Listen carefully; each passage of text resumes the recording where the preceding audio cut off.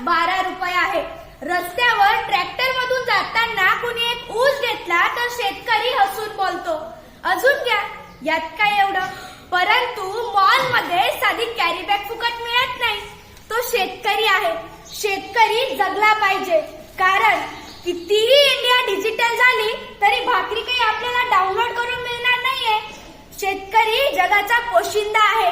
म्हणून मी चिखलोड येथील इयत्ता 9वीची विद्यार्थिनी कोमल रतन त्रिभुवन आपल्या समोर विषय मांडणार तो महाराष्ट्राचे आराध्य दैवत श्री छत्रपती शिवरायांच्या स्वराज्याला, बाबासाहेब आंबेडकर यांच्या राज्यघटनेला, महात्मा ज्योतिबा फुले यांच्या शैक्षणिक क्रांतीला, माता जिजाऊ, माता सावित्री, माता अहिल्या यांना त्रिवार अभिवादन करून येथे उपस्थित माझे शेतकरीचे बंधू आणि भगिनी, शिक्षक आणि सुईच्या टोकासारखं बारीक निरीक्षण करून दुधाचं दूध आणि पाणीचं पाणी करणारे परीक्षक, सर्वांना माझा मनपूर्वक नमस्कार.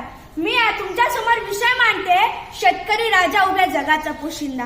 मित्रांनो, माझा बाप शेतकरी राजा उभ्या जगाचा जरी पोशिंदा असला तरी आज माझ्या बापावर काय परिस्थिती आली आहे ते तुमच्या समोर मांडते.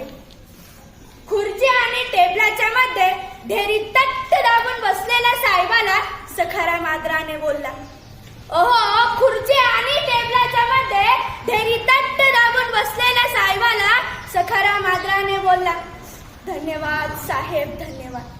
तुम्ही गोष्ट समजून घेतली या दुःखाची अन फाईल मंजूर केली साहेब पाण्यात वाहून गेलेल्या पिकाची. आभार, मनापासून आभार म्हणत हातावर त्यानं खडी साखरेचा प्रसाद ठेवला. ओहो, आभार, मनापासून आभार म्हणत हातावर त्यानं खडी साखरेचा प्रसाद ठेवला. तसंच साहेबाची तंबाखू मरता मरता पाठीमागचा शिपाई बोलला, अय दैवान्या, आधी ऍडव्हान्स जमा कर. माहित नाही का तुला, साहेब पैशाशिवाय कशालाच तोलत नाही. आणि खडी साखर उचल. सरांचा डाएट चालू, त्यात गोड खाल्लेलं चालत नाही. 4 दाणे खडी साखर न चालणाऱ्या डाईट मध्ये टेबला खालच्या नोटा खाणं बसल का? अन फुल्ल झालेल्या डेअरी मध्ये अजून खायची ताकद असल का? हा मनातला प्रश्न सखारामना मनातल्या मनात घेऊला.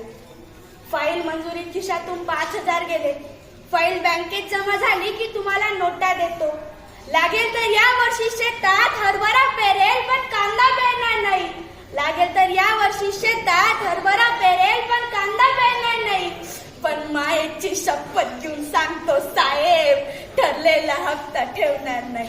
ठरलेला हप्ता ठेवणार नाही.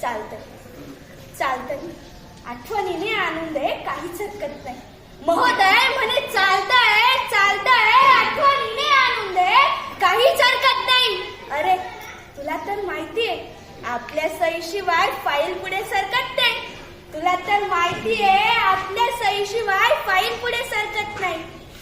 साहेबांच्या तंबाखूसाठी मळलेला हात शिपायानं पटकन झटकला. ओहो, साहेबांच्या तंबाखूसाठी मळलेला हात शिपायानं पटकन झटकला.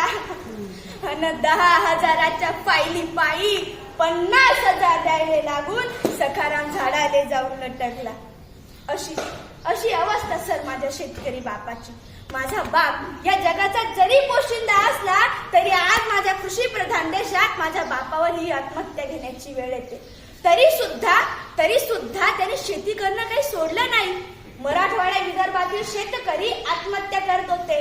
तेथील एका पत्रकाराने आपल्या भारताच्या कृषी मंत्री साहेबांना प्रश्न विचारला, कृषी मंत्री साहेब, मराठवाडा विदर्भातील शेतकरी आत्महत्या करतायत, यावर तुमचं उत्तर काय? तर आपल्या भारताचे कृषी मंत्री म्हणतात, मराठवाडा विदर्भातील शेतकरी आत्महत्या करतात ते त्यांच्या प्रेम प्रकरणामुळं आणि दारूमुळं. हाच पत्रकार, हाच प्रश्न आणि हेच उत्तर घेऊन मराठवाडा विदर्भातील एका शेतकऱ्याच्या मुलाकडे येतात आणि विचारतात त्याला, बाबा रे, तुझ्या वडिलांनी आत्महत्या केली ती प्रेम प्रकरणामुळं, असं आपल्या भारताच्या कृषी मंत्र्यांचं म्हणणं आहे. यावर तुझं उत्तर काय? तर जरा लक्ष देऊन ऐका मित्रांनो, तो मुलगा काय म्हणतो.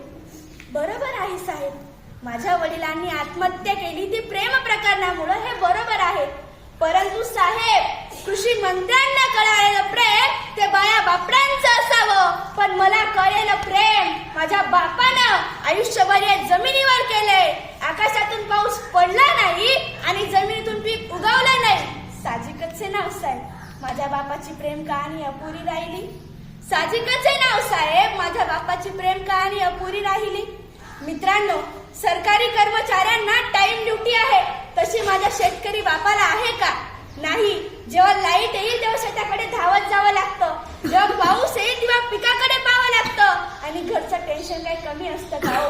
तरी सुद्धा माझा शेतकरी बाप या जगाला पोचण्याचं काम करतो.